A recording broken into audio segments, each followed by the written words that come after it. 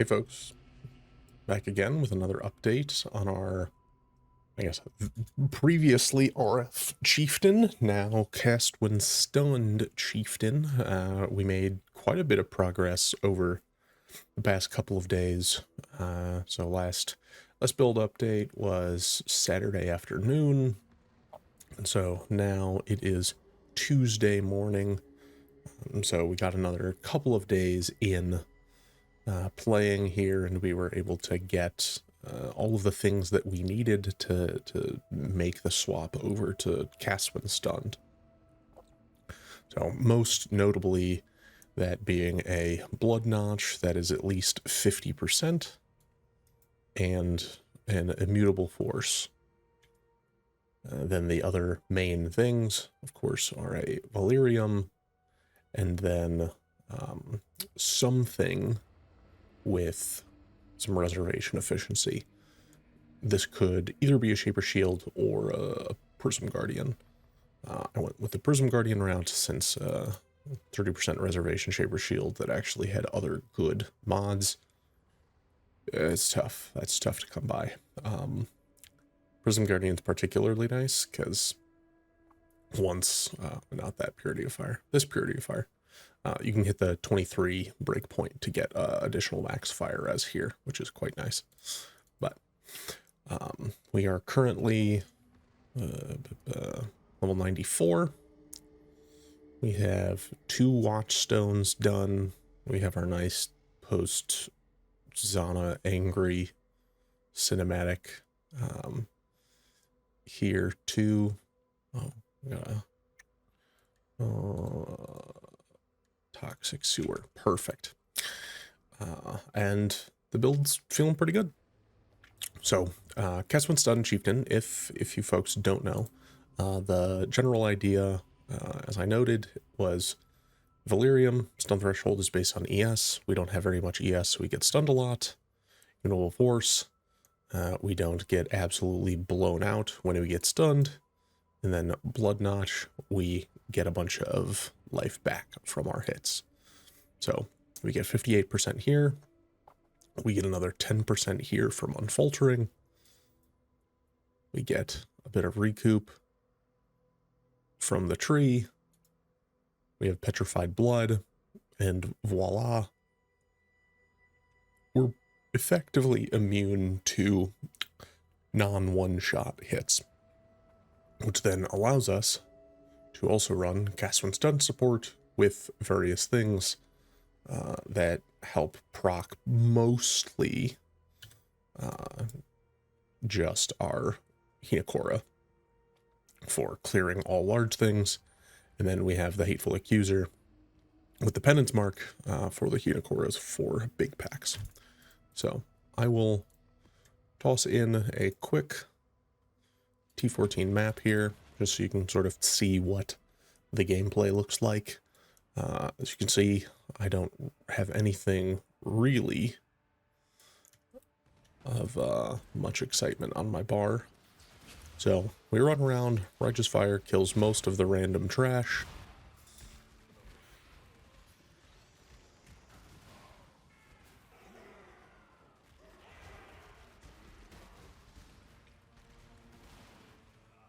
For anything slightly larger, you can kind of just click buttons. Ooh, Flame Hand.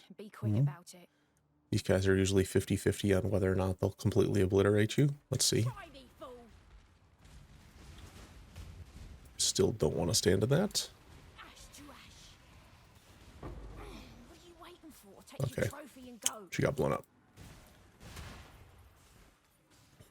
So, in general, it pretty much just plays like any other Righteous Fire build, as most folks probably have seen if you've followed anything related to this build. It's best for, oh wow, 20 fuses.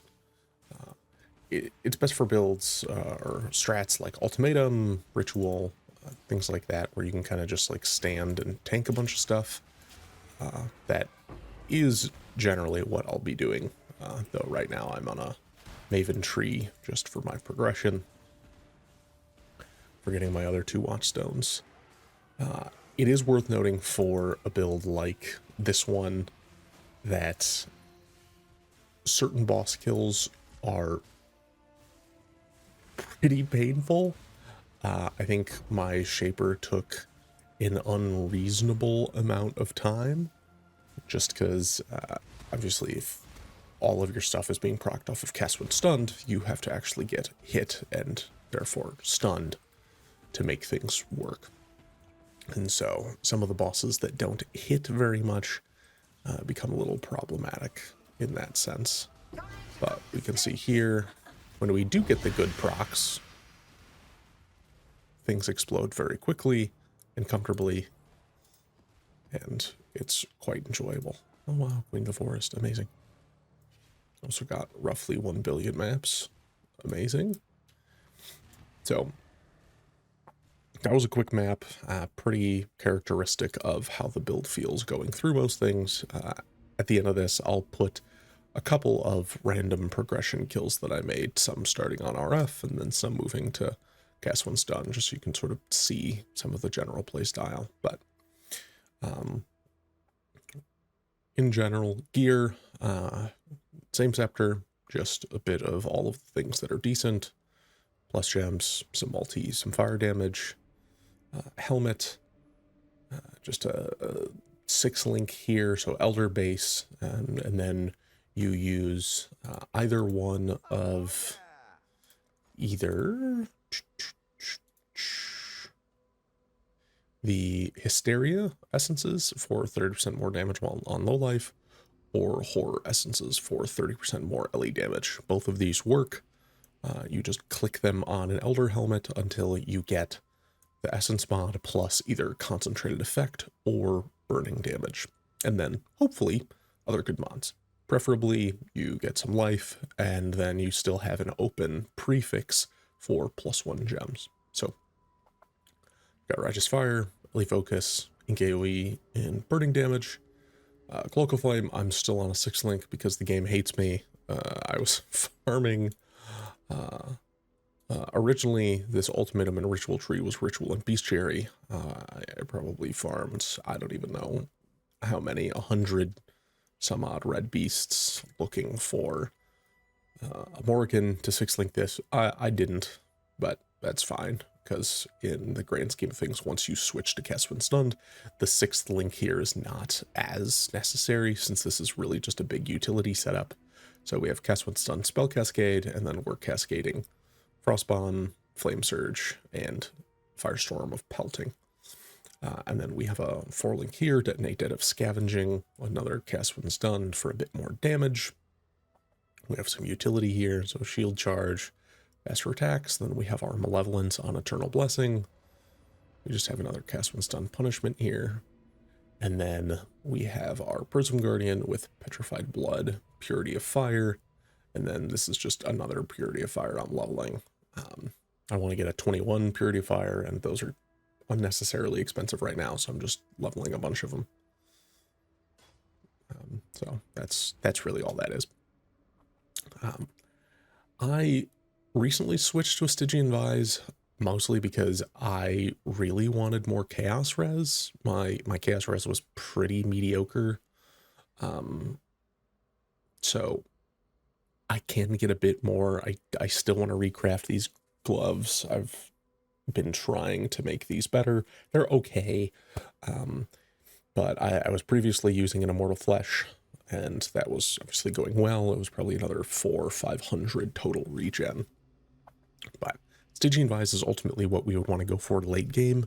You would look for something like this, or at least mods such as this, and then with an open prefix, you would just slam either a Hunter's Exalt, or you could technically slam an Elder's Exalt now that those do exist. I expect them to be a bit cheaper, but it is worth noting that there are quite a few more Elder prefixes in the game, so your likelihood of actually slamming % life for Elder is quite a bit lower. I think last time I checked, it's closer to 15% for max life with Elder, or it's damn near a 50% chance for Hunter.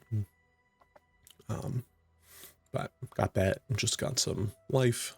We're sitting at 88 total all res. This really just needs to be fixed at this point with a jewel.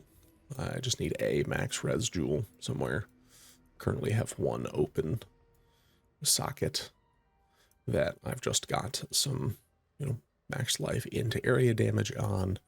I think once I get a couple more levels, probably hit around like the 97 mark, I will eventually swap some amount of this tree around, really dropping some of the damage nodes that I have and going into a large cluster to get more jewel sockets. One thing that is very much worth noting for our amulet, which I didn't already note, is just life res and attribute fixing. This will eventually be a Defiance of Destiny if I can be bothered to save up the money before I inevitably feel like rerolling into SSF. But besides that, we get Defiled Forces. Because we have the Cast When Stunned punishment, and for some of the bigger bosses, pretty much all we're there to be doing is casting the Penance Mark. We're constantly casting curses. So that means that if we do ever get one of those big Hinakora's ignites, we have an almost entirely 100% uptime on refreshing the duration of that much larger ignite. So you don't have to like constantly be fishing for those 5%. So Defiled Forces really helps smooth out killing those larger monsters, most certainly. And then for flasks, it is essentially just utility mixed with the gain 2 charges when, or 3 charges when you're hit by an enemy mods. So we have here, we have capping on our fire res, and then the 15% of damage taken from hits is leached is good. It also mixes reasonably well with the implicit here for fire damage leached is life. We have just barely, if you see this ticking down, we have just barely over the 55% mark for being on low life, which means that we can actually do some overleach, which helps quite a bit as well. It's just some good additional buffer, but getting the additional leech there is good. This suffix isn't necessary for the additional ignite chance. We are at 100% chance to ignite right now. I think maybe, can we see that on our... Oh, change. Okay, maybe we're only at 95. Huh. Oh, look at that. Yeah, that's fine. So I guess 5% of this is super helpful, but getting Chaos Res to cap us, and then this Granite Flask really isn't actually all that necessary. This should be a Sulfur Flask. I just cannot be bothered to buy one, so I'm just kind of waiting for one to drop. It is useful noting that if you are going to be doing Ritual and or Ultimatum with this, it would be very helpful, given that we are getting hit so much in those encounters. If you have the gain charges when hit by an enemy mod, the uptime is 100% even with reduced duration. So it would be very useful for a couple of these to cover immune to poison and or immune to bleed until you can afford realistically corrupted implicits with either of those. Immune to poison is particularly the big one, because that is very deadly and frankly just annoying to deal with. But that is the build. We're going to keep trucking along, get our other watchstones, and I should be streaming later today. So if you want to, you can feel free to check out the VOD, see how it progresses, and I'll catch you later.